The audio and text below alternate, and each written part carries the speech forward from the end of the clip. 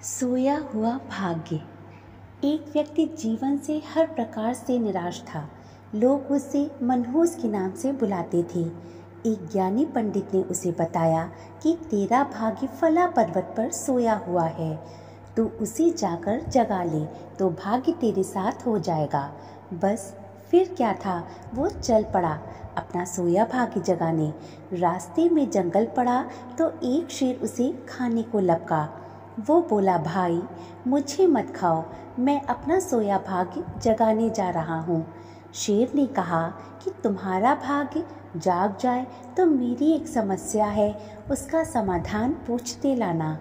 मेरी समस्या ये है कि मैं कितना भी खाऊं, मेरा पेट ही नहीं भरता। हर समय पेट भूख की ज्वाला से जलता रहता है। मनहूस ने कहा, ठीक है। आगे जाने पर एक किसान के घर उसने रात बिताई। बातों बातों में पता चलने पर कि वो अपना सोया भाग्य जगाने जा रहा है, किसान ने कहा कि मेरा भी एक सवाल है, अपने भाग्य से पूछकर उसका समाधान लेते आना। मेरे खेत में मैं कितना भी मेहनत कर लूं, पैदावार अच्छी ही नहीं होती।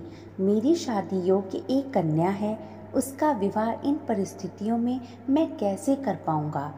मनहूस बोला, ठीक है। और आगे जाने पर वो एक राजा के घर मेहमान बना।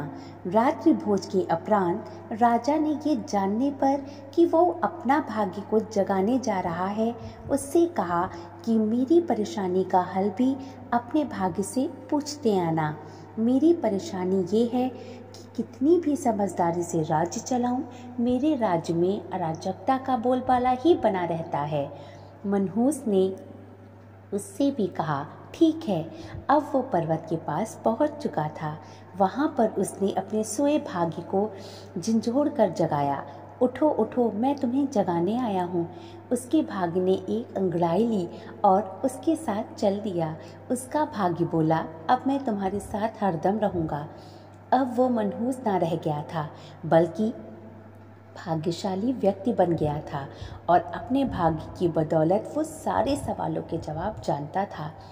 वापसी यात्रा में वो उसी राजा के मेहमान बना और राजा की परेशानी का हल बताते हुए वो बोला, क्योंकि तुम एक स्त्री हो और पुरुष वेश में रहकर राजकाज संभालती हो, इसलिए राज्य में अराजकता का बोलबाला है। तुम किसी योग्य पुरुष के साथ विवाह कर लो, दोनों मिलकर राजभार संभालो तो तुम्हारा राज्य में शांति स्थापित हो जाएगी। रानी बोली, तुम ही मुझसे विवाह कर लो और यहीं रह जाओ। भाग्यशाली बन चुका वह मनहूस इनकार करते हुए बोला, नहीं नहीं, मेरा तो भाग्य जाग चुका है, तुम किसी और से विवाह कर लो। तब रानी ने अपने मंत्री से विवाह किया और सुखपूर्वक राज्य चलाने लगी। कुछ दिन राजकीय मेहमान बनने के बाद उसने वहाँ से विदा ली। चलते चलते वो किसान के घर गया और उसके सवाल के जवाब में बताया कि तुम्हारे खेत में 7 कलश हीरे जवाहरात के गड़े हैं। उस खजाने को निकाल लेने पर तुम्हारी जमीन उपजाऊ हो जाएगी। उस धन से तुम अपनी बेटी का विवाह धूमधाम से कर सकोगे। किसान ने अनुग्रहित होते हुए उससे कहा कि मैं तुम्हारा शुक्रगुजार हूँ, तुम ही मेरी बेटी के साथ विवाह कर लो। पर भाग्यशाली बन चुका वह व्यक्ति बोला, नहीं नहीं, मेरा तो भाग्य उदय हो चुका है, तुम कहीं और अपनी कन्या का विवाह कर देना। किसान ने उचित वर देखकर अपनी कन्या का विवाह किया और सुखपूर्वक रहने लगा। कुछ दिन किसान की मेहनतबाजी भोगने के बाद वो जंगल में पहुंचा और शेर से अपनी समस्या के समाधान स्वरूप कहा, यदि तुम किसी बड़े मोर को खा लोगे तो तुम्हारी ये क्षुधा शांत हो जाएगी। शेर ने उसकी बड़ी आवाभगत की और यात्रा का पूरा हाल जाना।